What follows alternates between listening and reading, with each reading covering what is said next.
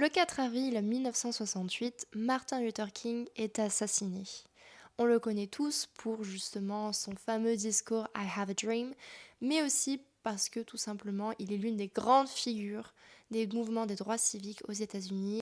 Pour l'occasion, j'ai décidé de vous parler d'ouvrages écrits par des Afro-Américains sur justement la cause des Afro-Américains, parce que même si de nos jours ils ont beaucoup plus de droits qu'auparavant, la lutte, malheureusement, n'est pas encore terminée. Si vous voulez donc en apprendre plus sur justement l'histoire des Afro-Américains aux États-Unis, je vous invite vivement à regarder la vidéo puisque les différents ouvrages traitent différentes époques. En tout premier, je vous parle de Beloved, écrit par Toni Morrison, qui est un roman qui se déroule plusieurs années après la fin de l'esclavage aux États-Unis. Suivons donc Seth, je le prononçais à la française, qui est une ancienne esclave, libre mais hantée par son passé et plus précisément par le fantôme de son enfant qui a été tué par ses propres mains. Et donc c'est une histoire un peu tragique puisque c'est assez compliqué à comprendre. En fait, on le comprend au bout d'un certain moment et puis parfois, j'ai envie de dire, on le comprend même en relisant seulement le roman parce que c'est un roman très complexe.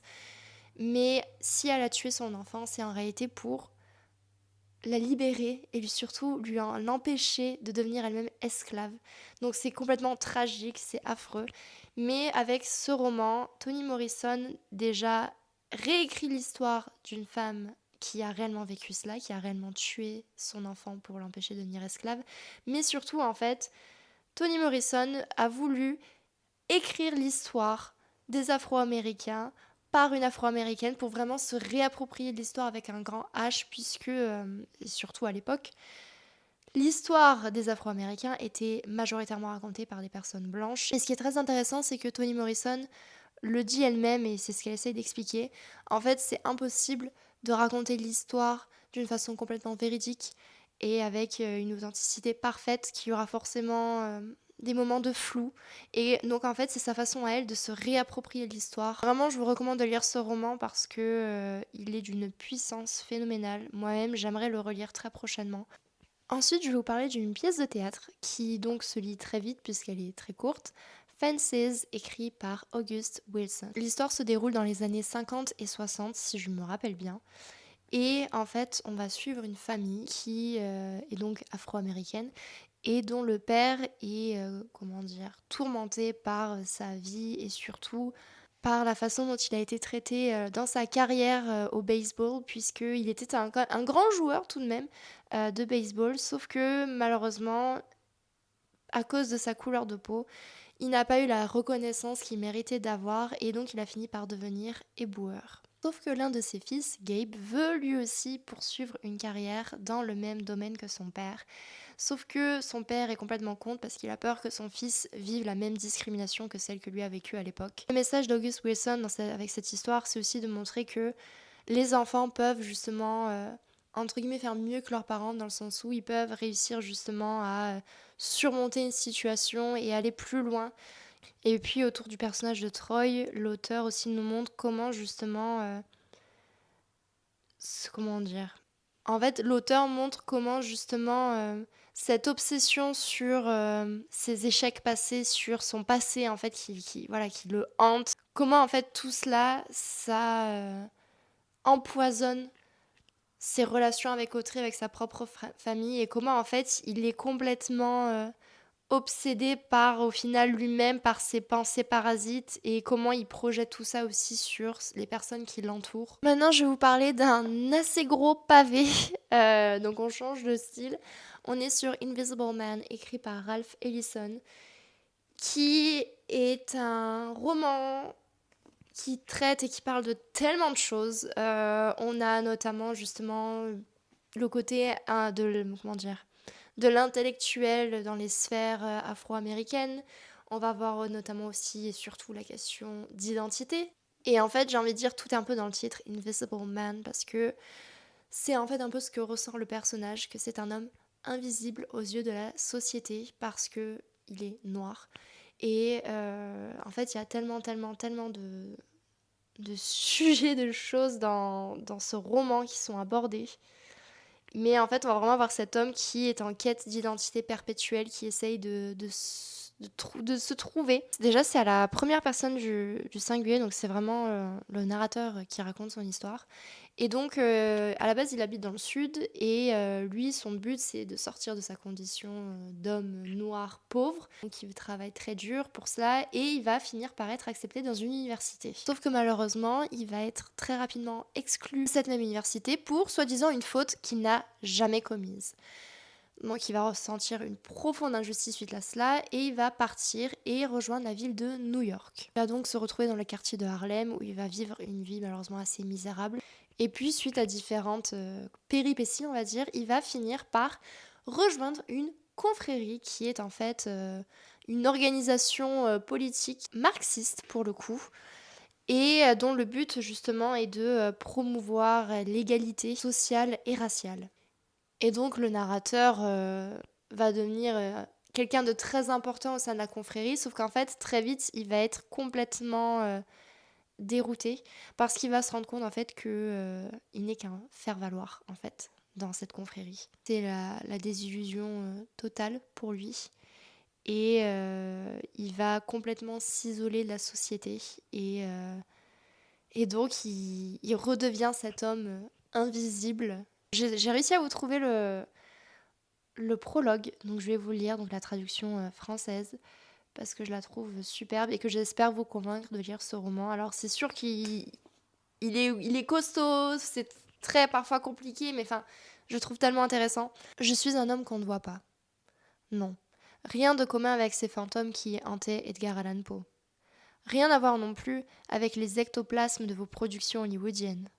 Je suis un homme réel, de chair et d'os, de fibres et de liquide. On pourrait même dire que je possède un esprit. Je suis invisible, comprenez bien, simplement parce que les gens refusent de me voir. Comme les têtes sans corps que l'on voit parfois dans les exhibitions foraines. J'ai l'air d'avoir été entouré de miroirs en gros verres déformants. Quand ils s'approchent de moi, les gens ne voient que mon environnement, eux-mêmes, ou des fantasmes de leur imagination. En fait, tout et n'importe quoi, sauf moi. Mon invisibilité n'est pas davantage une question d'accident biochimique survenu à mon épiderme. Cette invisibilité dont je parle est due à une disposition particulière des yeux des gens que je rencontre. Elle tient à la construction de leurs yeux internes, ces yeux avec lesquels, par le truchement de leurs yeux physiques, ils regardent la réalité. Je ne me plains pas, je ne proteste pas non plus. Il est parfois avantageux de n'être pas vu encore que, dans l'ensemble, cela vous porte plutôt sur les nerfs. Et puis aussi, ces gens dont la vision est mauvaise se cognent à vous sans arrêt. Ou même, il vous arrive souvent de douter réellement de votre existence. Vous vous demandez si vous n'êtes pas simplement un fantôme dans l'esprit d'autrui. Disons, un personnage de cauchemar que le dormeur essaye désespérément de détruire.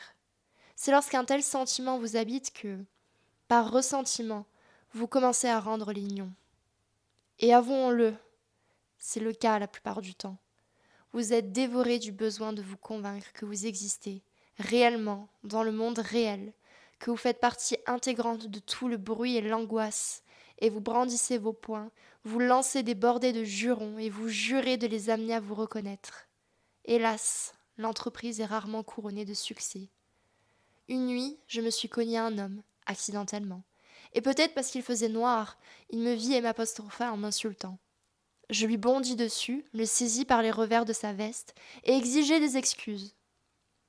C'était un grand blond, et tandis que mon visage s'approchait du sien, il me regardait avec insolence, de ses yeux bleus, et m'injuria, en me soufflant son haleine chaude au visage, ceci tout en se débattant. Je lui rabattis le menton d'un coup sec, sur le sommet de mon crâne, en l'assommant comme je l'ai vu faire aux Antillais. Je sentis sa chair se déchirer, le sang jaillir, et je hurlai « Des excuses, des excuses !» Mais il continua de jurer et de se débattre. Je lui envoyai coup sur coup. Il finit par s'écrouler lourdement, sur les genoux. Il saignait abondamment. Je le bombardai de coups de pied. J'étais en rage parce qu'il marmottait toujours des insultes, bien que ses lèvres fussent écumantes de sang. Et les coups de pied, ça y allait. Dans ma fureur, je sortis mon couteau et m'apprêtai à lui trancher la gorge, là, sous le réverbère, dans la rue déserte. Je le tenais par le col d'une main, et j'ouvrais le couteau avec les dents, lorsqu'il me vint à l'esprit que cet homme ne m'avait pas vu vraiment, qu'il croyait se trouver au beau milieu d'un rêve éveillé, cauchemardesque. J'arrêtai la lame et fendis l'air avec, tandis que je repoussai l'homme, et le laissait retomber dans la rue. Je le regardais intensément tandis que les phares d'une auto transperçaient les ténèbres. Il gisait là, gémissant sur l'asphalte. Un homme qu'un fantôme avait failli tuer.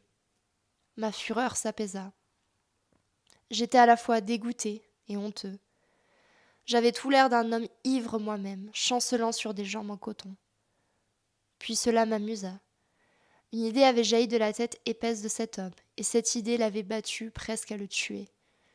Je commençais à rire devant cette découverte abracadabrante. Je vais m'arrêter là parce que sinon si je continue de lire le prologue, il y en a encore pour un long moment. Ensuite, je vous parle d'une colère noire écrite par Ta-Nehisi Coates, qui est une sorte de lettre écrite pour son fils, mais donc qui a été publiée. Dans cette grande lettre, cette assez longue lettre même, il va un peu retracer l'histoire de son pays et il va en fait dénoncer la violence raciste qui est toujours présente en fait au sein du pays.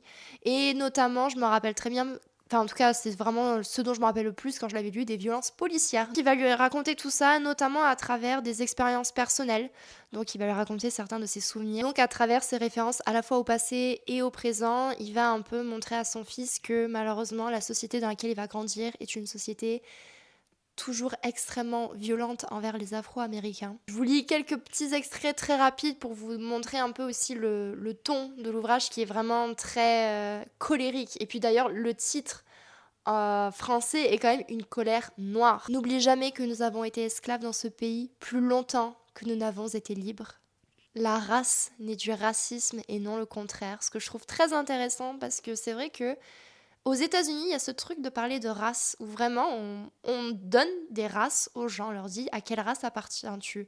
Et c'est vrai que dans des pays comme la France, ça se fait pas du tout, c'est même très mal vu. Et donc je trouve ça très intéressant cette question-là aussi de la race en fait. Enfin, puisque techniquement le racisme c'est justement, en tout cas à mes yeux c'est ça la définition du racisme, mais c'est catégoriser des gens selon une race et hiérarchiser ces races-là, se dire que telle race est supérieure à une autre. Donc c'est vrai que quand il dit ça, ça m'a beaucoup interpellée, je trouve ça très intéressant de dire la race naît du racisme et non le contraire. Un autre exemple encore, enfin une autre citation, comme à toute autre fille noire, on lui avait dit, lorsqu'elle était enfant, qu'elle avait intérêt à être intelligente, parce que le fait d'être mignonne ne la sauverait pas. Et lorsqu'elle était devenue une jeune femme, on lui disait qu'elle était vraiment jolie pour une fille à la peau foncée. Une dernière citation. Les rêveurs citent Martin Luther King et prêchent la non-violence pour le faible et les plus grosses armes possibles pour le fort.